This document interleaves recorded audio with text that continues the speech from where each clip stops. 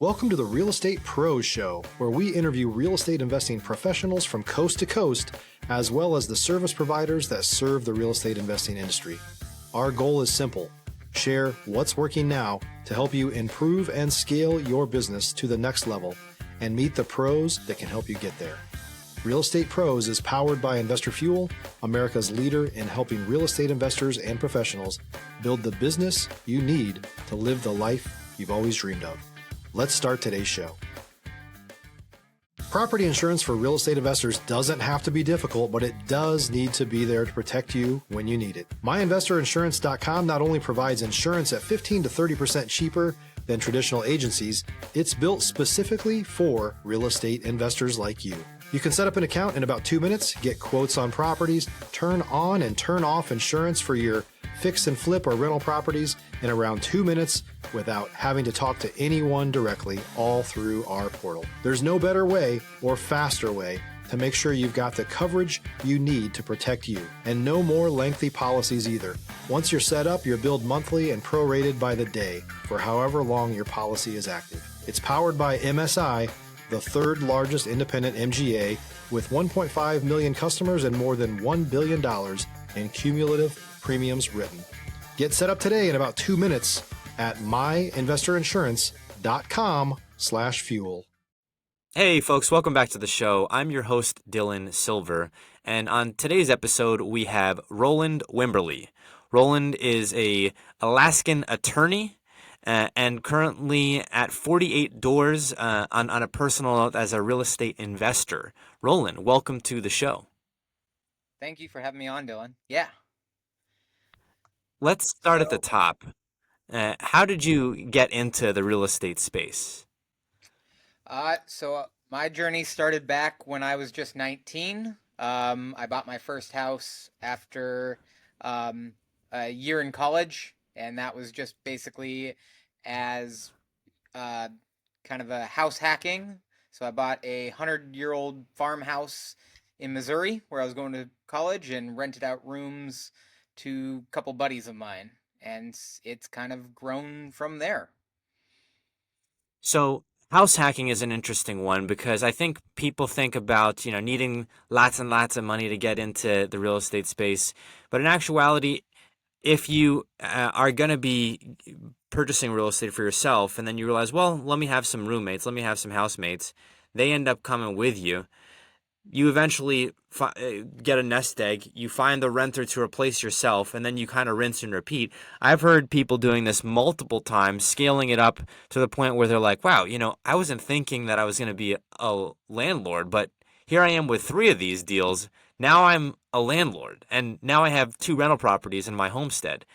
Was it a similar deal for you, or was it after the first couple roommates you were like, oh, there's something here?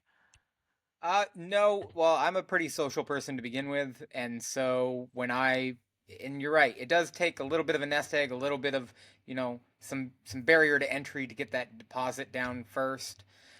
Luckily for me, I was doing it a little over a decade ago, so right in the Midwest too, so where prices are a little less expensive, especially back in 2010. Uh, but Yeah. I was, yes, right. Perfect timing for me to actually jump in, not, and Really? that Yeah, it being was. purely out of luck.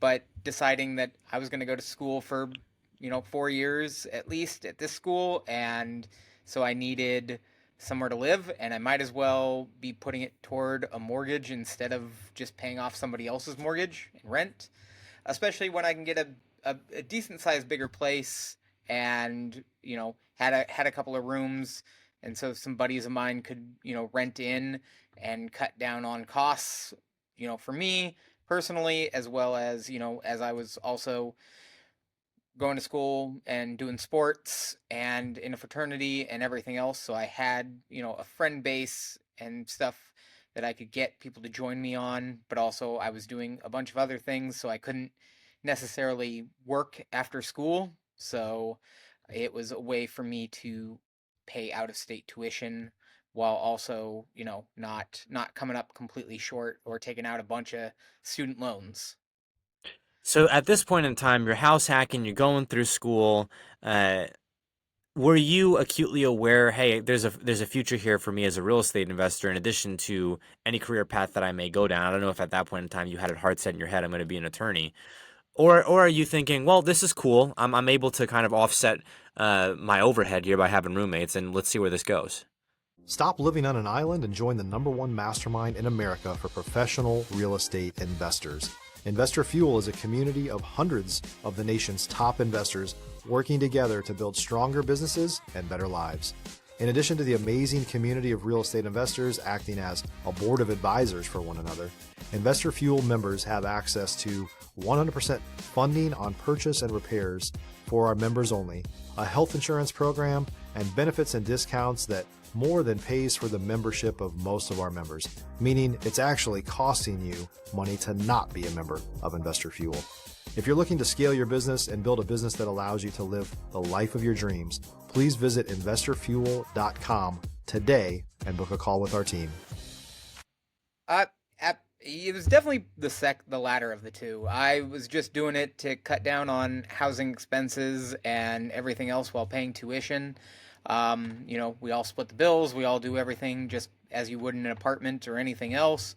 But it was at least paying on my mortgage, so it was cutting it down. And I knew, if I just gave up on it afterwards, I could always, sell the house after I graduate and put that money toward my future forever home or whatever. But so I didn't go into it planning on multiplying and building up, but that is certainly what happened after I graduated and everything. So it's kind of developed from there, but I've always been pretty minimalistic on my own, needs and wants for housing. So I've always basically been fine having a roommate, having somebody to split bills with, buying something and then renting out another room to somebody, and then that way you get to pick your roommate, you get to pick your tenant, your person living with you as well. Did you go straight from college to law school? I did take a year off. I came back to Alaska and was working. My parents own a small, uh, family business and everything, which is what brought me back here. I'm Okay. a big proponent of traveling and everything. So Yeah. most of me being a lawyer has actually been in Guam.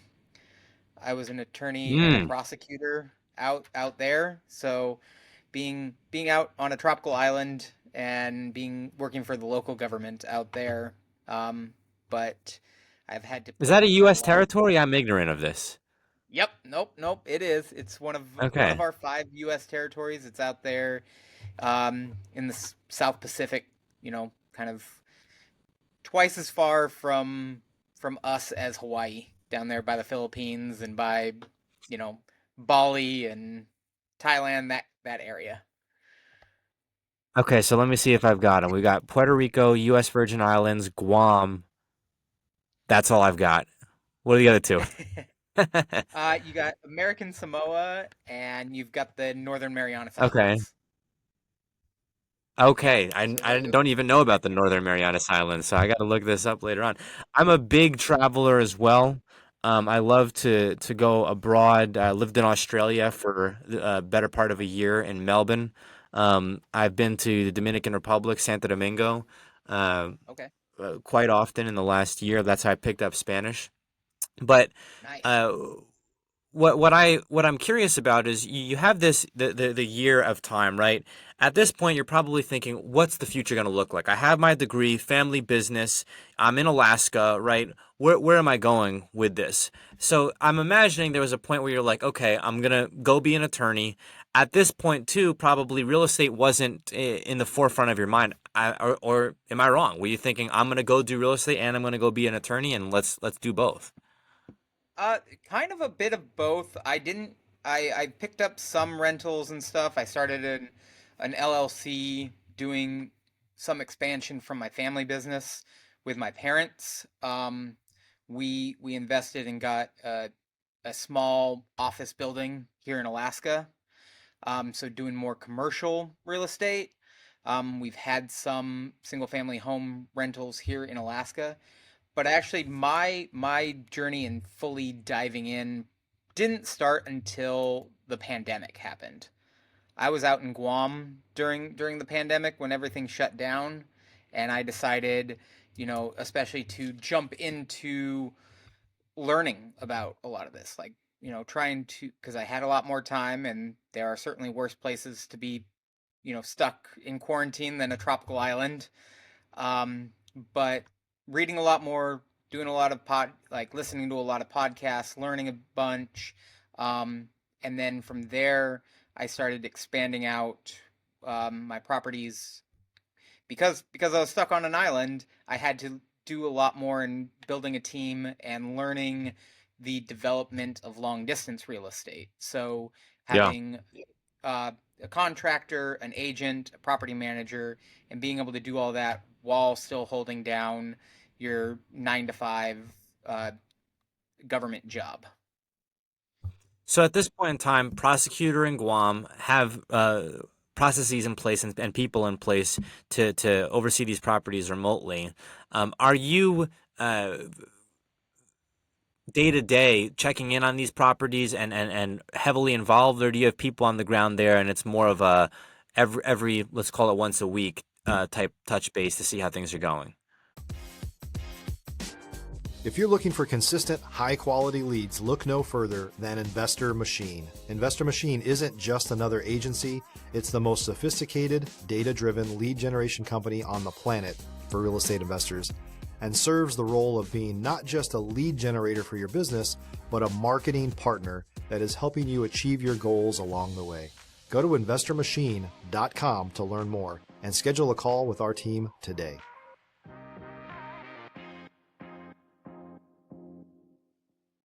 It's more that second. I don't have near the time to do day to day, and most of pretty much all of my properties are long-term rentals. So I've got people there to handle, if the toilet breaks or something like that. That's what everybody says is their number one concern at 2 in the morning. Yeah. I don't have to go out with a plunger or, deal with, a water heater breaking or anything like that. We've got processes and people in place that if those phone calls come out, um, they don't call me, because even if they call me, I'm thousands of miles away. I can't do anything about it. So I've got to have people who can, and people that I trust who can and will pick up the phone. This is an interesting discussion, and I've said this before on other podcasts that I've had. Uh, Remote real estate, right? So my ambition is I'd love to live in an area outside the U.S., right? I would love to be in a place maybe speaking another language, but I've had mixed feedback from people. Full disclosure, I don't have any deeds in my name yet or in a company that I own, but one day I'd like to, hopefully here soon. And the feedback that I get is two categories. Number one is if you're doing everything yourself and that's what you've been doing, you can't just move abroad, put someone else in place and figure it out, because the systems and the people are everything. And so if you're going to do that, you really have to have the system down while you're here. Make sure that everything's going well. Then you can go abroad, and still things might break. I've also had other people tell me, you know, I don't really see most people being able to do it. It's kind of an outlier, but you're doing it, and you were doing it. And so, what is your general rule of thumb and feedback for people who are wanting to do real estate and manage real estate remotely, whether it's long-term rental, short-term, even fix and flip? What's your feedback? If you're a new or newer real estate investor looking to launch or grow your real estate investing business, please check out Investor Fuel Club. It's a coaching community, but unlike anything you've ever seen before. And you can actually partner with members of our mastermind from coast to coast on deals right in your market. There's no better opportunity to build a consistent business than to literally partner with pros to help you avoid costly mistakes, avoid the need for capital to do deals, and help you eliminate your fears as you're starting your business. Learn more about Investor Fuel Club at investorfuel.com/club. I would say, I mean, the best thing to do would be to get involved. I mean, even if you need to know the area, so you need to have some connection to it. I'm sure there's some people who can just I've never stepped foot in, Ohio or something, and I'm gonna buy a bunch of houses there and rent them out and flip them, or anything. That's not really for me. I at least know the area of Missouri that I've invested in because I went to college there. I've lived there. I know at least the area. I connected with people while I was there. So I have connections and a base and friends and a team that I trust and can connect with, that they can handle that. And so I know that if I'm in Guam, or if I'm traveling, or I'm even just home in Alaska, that if there's a real problem, they can contact me and everything. But they are able to handle, anything below a 6 type of thing Yeah. on the scale, and then let me know about it after the fact. Hey, this came up. This is how we dealt with it. Are and then, are you okay with that? If this kind of thing happens again, was that all right, or how should we proceed differently? But really being able to trust the people that you have in place, and whether that's you just hire a third party, company that you've not dealt with, but you at least, or haven't dealt with personally or met personally, but can look into their background, check up on things, and be like, okay, well, we'll see if this is a fit. But really needing to know how you fit together and can trust them, so that you can go out and explore, or have a day job, or not be there on site, even once a week. I mean, there are several properties down in Missouri that I've bought sight unseen, and for better or worse, some have come, popped up with a couple of different things that we didn't notice at the time. But I have a contractor that walks through the property beforehand, before I buy it. I've got an agent that, I trust, and can, that'll look through things, and she'll send me different listings or ideas, and, are we looking at this? What are we going for? Um, and just kind of like that. So it's really building those relationships and building that team, and then being able to expand from that, so that you're not working day in and day out, because I have 2 jobs now. Yeah. Um, my parents have a grocery store, but my dad is, 76 years old and was set to retire. So I put law on the back burner at the moment, and I came up here to help him retire and run the family business. And then, since then, we bought a bar restaurant, Mm.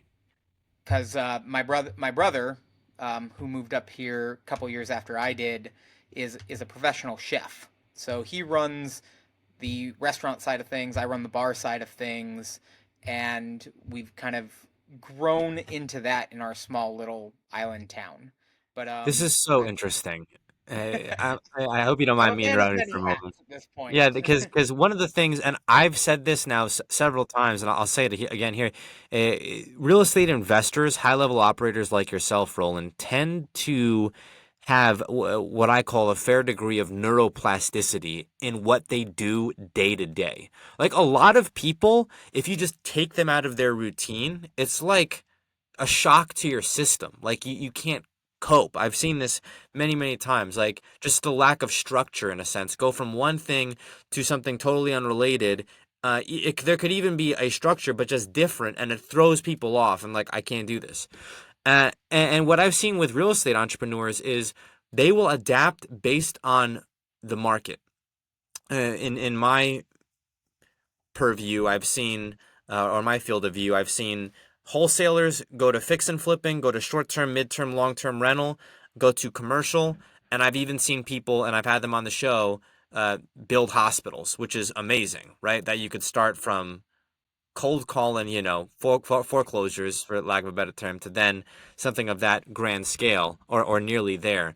Um, and in hearing your story, it's different, but it's still talking about change and adapting to the change and then seizing that change. And so when I think of like what really, and I've been doing these interviews now for a couple weeks, what really makes a good real estate entrepreneur is ability to adapt mentally to changes in markets and then also changes in lifestyle and problem solving, right? So like talking about, don't bring these issues to me unless they're a 6. Then I'll adjust. I'll be able to talk about this. But having those people in place, and so you're talking about restaurant, grocery store. Brother is a chef, so managing the family business, pivoting out from being an attorney. Like you're a prime example of this. Well, and thank you. Yeah, that's absolutely it. I mean, and you talked about it depending on the problem and everything. I mean, that's all our jobs are. Anybody's job is like what problem do you solve? And the bigger the problem or anything else, the more potential for money to be made or anything else is, you know, we're all solving problems, whether it's food, whether it's lawyers, whether it's, housing as an entrepreneur or real estate investor, you know, and the more difficult the problem, whether it's, construction or, buying a house with a bad roof or a bad foundation, there's more potential for money to be made or anything if you're willing to solve those problems that nobody else really wants to take on or do. Yeah. Um, but problems are just opportunities waiting. You just gotta have to roll up your sleeves a little bit to dig them out. 100%. I completely agree with you. Pivoting a bit here, Roland, going from what you were doing before, attorney, prosecutor. Now we're talking grocery store, restaurant, right? So huge change, huge change. But you knew about the grocery because, of course, this is your family business, right? So you'd seen this for a while. There's some overlap between produce, right, grocery, and then also owning a restaurant. But your brother's, the professional chef. So what's your day to day like? Today, and how much of your time is spent between grocery, being the running the restaurant, and then also looking at real estate deals? So I take care of a bit of everything, but really, I mean, you kind of alluded to it a little bit. I mean, I grew up in a family business in the rest or in the grocery store industry, grocery store, hardware store. So in shipping things up to Alaska, dealing with all that.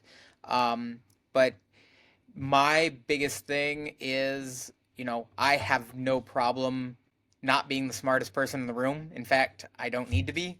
I don't want to be. um, you know, yeah, I didn't know how to exactly run a restaurant. I mean, I've done some of the back end stuff, the accounting, the books, some of that.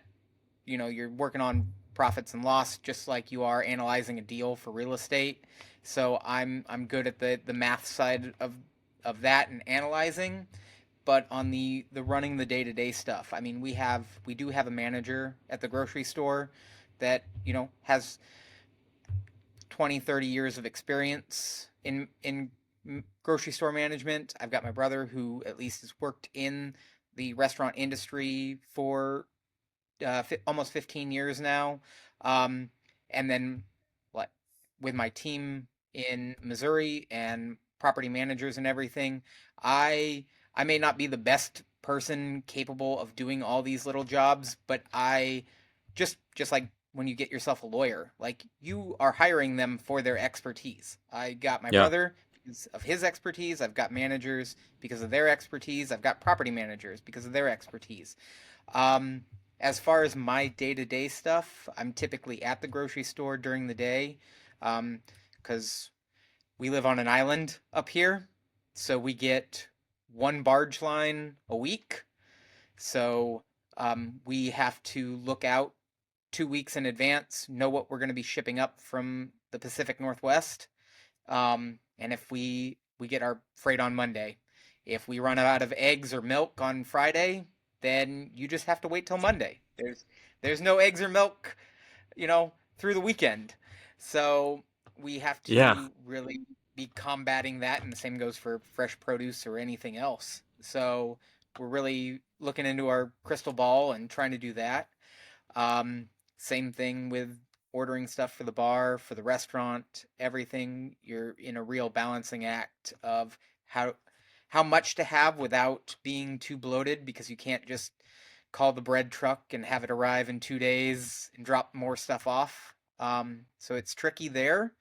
Um, but I think growing up with that mentality and that kind of looking ahead, planning ahead, and really busting out the crystal ball that nobody has, but you can Yeah. do your best case guesses based on experience, has really helped in the real estate aspect as well.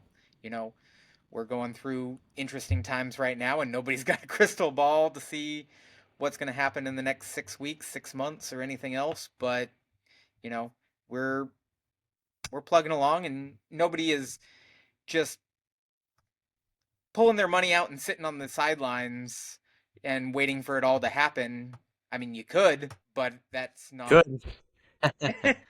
You always could. There's always that, you know, aspect of you don't have to play the game. You don't No, have to get, it's awesome. but nothing is going to happen if you just sit courtside and don't get involved. So, Pivoting a bit here, Roland. I imagine as a prosecutor, you were in court all the time, yeah? oh yeah, So oh yeah. so going from that to this lifestyle, different lifestyle, I'm assuming not having to wear a suit all day, right? Not sitting in front of judges. So I've spoken with a couple attorneys who were like, yeah, these are on the podcast. Yeah, we are rarely in court, if ever, and most attorneys are not in court. And it takes a very specific skill set to be in court. It's very stressful. And you have to be suited to that. And on top of that, it's not like you just leave law school and are ready to be in front of a courtroom all day. And there was a gentleman who said, frankly, I think that if I was to go in a courtroom right now, I would be at a loss in a sense because it's been so many years since I've been in a courtroom. So I'm curious, now that you're in a new lifestyle, do you miss being in the courtroom? Is it thrill of game day? You kind of feel like, well, I got to get back in there. Or are you like, you know what? I don't miss it at all. I definitely do miss, and it's with everything. There are pros and cons. I definitely do miss aspects of it. I tell people, I mean, running businesses, being an entrepreneur, especially customer service and stuff like that, it's a little bit performative. So the skill set kind of sets me the same. Uh, Guam was great for that because as a prosecutor working with that in a smaller attorney general's office, you really got trial by fire and thrown in rather quickly. Um, so, I mean, I was in court at least 3 days a week. And that's not to say like trials or anything, but just courtroom appearances, being in front of a Yeah. judge. Um, I mean, all of being a lawyer, is research and paperwork and a lot of other things, but we were a lot more hands-on, involved, you know, trying cases, and because it's a small office, um, I got thrown in a lot more, which works for my personality. I relish being a trial attorney, and maybe I will get back to that someday. Um, just I've set roots down in Alaska, especially with my parents and my family and everything. So I'm kind of doing that for now, but I would like to get back into it. I mean, I don't know if that option will be always available, Yeah.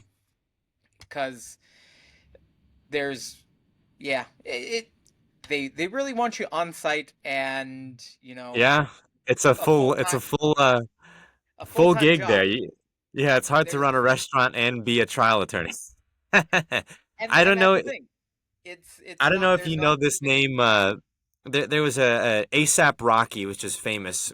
This case happened right now, and it was all over the internet. I think the guy's name was Joe. I'm probably butchering the last name, but it was Joe T. I'll call him Joe T, the attorney, talking about how being in court.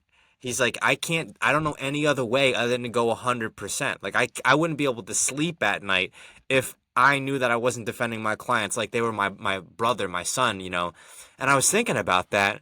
And of course, I know nothing about this. When I was thinking about that, I was like going like, yeah, that makes sense. Like if you're representing, you were on the other side, but both sides are going at it trying to win, right? And so I can only imagine that there's a lot of like game day, maybe probably less as the years go on, but still a lot of that is just has to be something that you miss. Yeah, well, I mean, yeah, there's not too many, and especially for trial attorneys, you can't. It's hard to do any of that part time. So just the same as, I mean, I used to be a a wrestler in high school and college, and then I got into MMA doing the cage fighting, and I had to really cut back on that because going into law school and training and everything, I was like, it's really almost Yeah. impossible to do that part time when, especially when the person on the other side of the courtroom, on the other side of the cage from you, that's their life. They're doing it 100% all the time, and you can't really just be like, "Oh, this is a side gig for me. Like this is my part-time thing while I figure out other things in my life." So, I think if I Yeah. was to certainly get back into it, it would be once the businesses and everything settle down and are managed, and I would really have to, have everything covered for me to go back and pick back up the suit and get back in the courtroom doing it full That's time. right. That's right. Get back in the go from Clark Kent to Superman, right? It's a different way. But we'll have to have you back on the show to talk about mixed martial arts. I was a jujitsu guy. Okay. And boy, do I love mixed martial arts. And I think as far as like health wise, people will say this is crazy. I've never been healthier and happier than when I was getting, mauled daily. Like that was my favorite, participating in controlled, combat sports was the happiest that I've ever been. But I always say this to people, when you're growing a brand and a business or when you're, studying right in law school, it's kind of hard to be waking up at 5:30 in the morning and like getting kicked in the head, and then it's a little bit incompatible, but God bless, because there's certainly people who are able to do both. But we are coming up on time here. Roland, where can folks go to get a hold of you? So pretty much my biggest way for people to reach out to me is either on Facebook or Instagram. My Instagram is REI_Wimber, so WIMBER, and then just on Facebook if you're reaching out under my name, Rolland Wimberley. So I am currently doing my own thing. I don't have a company or anything. I've done some private lending and some other stuff that I've kind of dipped my toe in the water, but haven't really gone out to, I guess, deal search or do some of the other stuff that people are. But I welcome anybody who has any questions, whether it be about Alaska, about real estate, about kind of the journey and different adventures and different stuff. So absolutely. What's the name of the restaurant in Alaska? So we are a bar pizzeria. It's called the Okay. Hungry Beaver Pizza and the Marine Bar.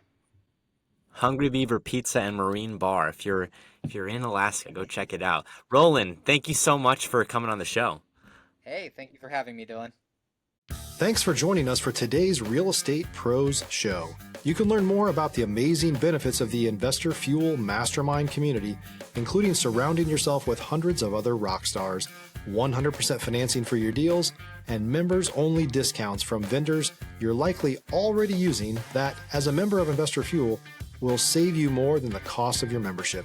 Visit investorfuel.com to learn more. If you're interested in joining us as a guest of this show, please visit investorfuel.com/pros to apply.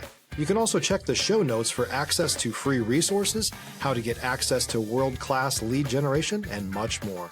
Don't forget to subscribe so you never miss another episode. Have a great day. We'll see you on the next show.